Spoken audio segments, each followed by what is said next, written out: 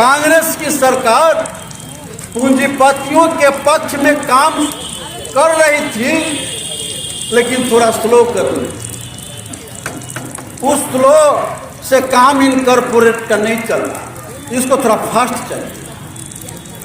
क्या आप नहीं जानते कि न्यू इकोनॉमिक पॉलिसी भाजपा लाई है, कांग्रेस लाई? नरसिम्हा राव प्रधानमंत्री, मनमोहन सिंह वित्त मंत्री,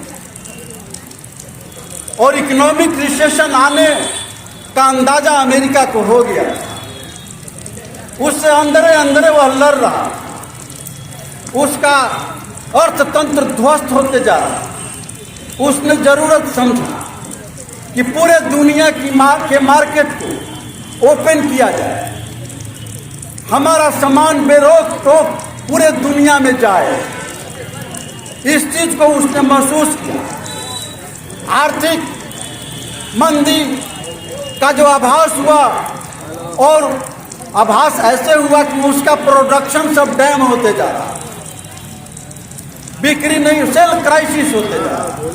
उस सेल क्राइसिस से उबरने के लिए अमेरिका ने सबसे पहले 200 रुपया पर एक कुछ बेरोजगार नौजवानों को एजेंट के रूप में बहाल किया, और उसने कहा रिच अकाउंट होल्डरों का मोबाइल नंबर उपलब्ध करा, और उसको उपलब्ध करा करके उसने क्या किया कि लोगों का अकाउंट होल्डर मंगाया, और उसने क्रेडिट कार्ड सिस्टम दिया। वो क्रेडिट कार्ड से लोगों के पास पैसे अधिक पहुंच गए, तो उसने अपना डैम समाज जो है तो बिक्री शुरू कर दिया। सेल क्राइसिस सोल्व हुआ, लेकिन फिर जब वो पैसे की वापसी नहीं हुआ, आर्थिक संकट पैदा हुई।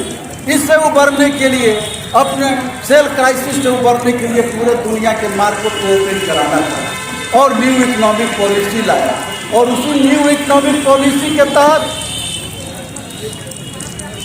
हमारे आज जितने भी परेशानी है हिंदुस्तान के नौजवानों की और नौकरी चाकरी करने वालों की, वो इकोनॉमिक पॉलिसी के तहत जो वर्ल्ड बैंक से लोन लिए गए, उसमें उसने शर्त लिखाया, और उस शर्त में ये अस्थाई बहाली, कॉन्ट्रैक्ट बहाली, अस्थाई बहाली को रोकना, कॉन्ट्रैक्ट पर लोगों को बहाल करना, पेंशन बंद करना। कहा कि हम अपने यहाँ से लोन देंगे और तुम वहाँ सब्सिडी बांटोगे, ये नहीं चलेगा। और भाजपा के लोगों ने हमारे कम्युनिस्ट पार्टी के साथियों के साथ मिलकर इस न्यू इकोनॉमिक पॉलिसी का बाइकाट किया।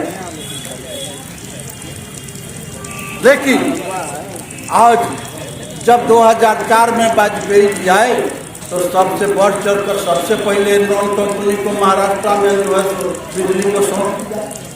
अब पूरा एनरॉन जो है तो महाराष्ट्र को अंधकार करके चला गया, समस्या पैदा हो गई।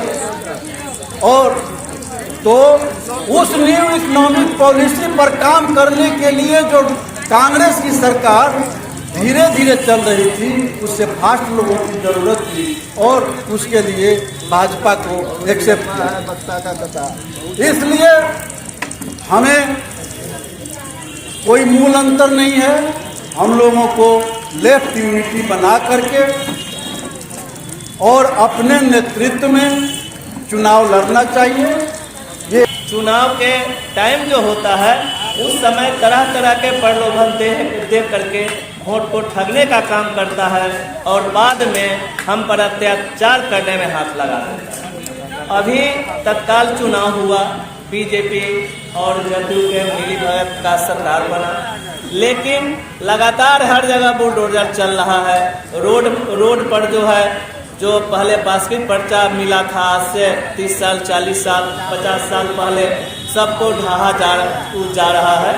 मजदूर को घर से बेदखल किया जा रहा है। इतना ही नहीं, वृद्धा पेंशन जो अभी मिल रहा है, बहुत वृद्धजनों का नाम कट रहा है।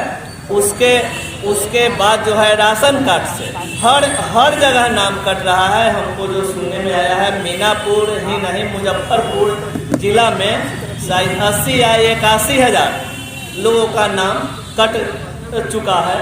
यह धीरे धीरे जो है हम लोगों को और कमज़ोर करने का काम कर रहा है। इसलिए यह सरकार को हटाने के लिए हम वामपंथी लोगों को एकजुट होना होगा, और जब तक एकजुट हो करके संयुक्त लड़ाई नहीं लड़ेंगे तब तक यह नहीं हटेगा।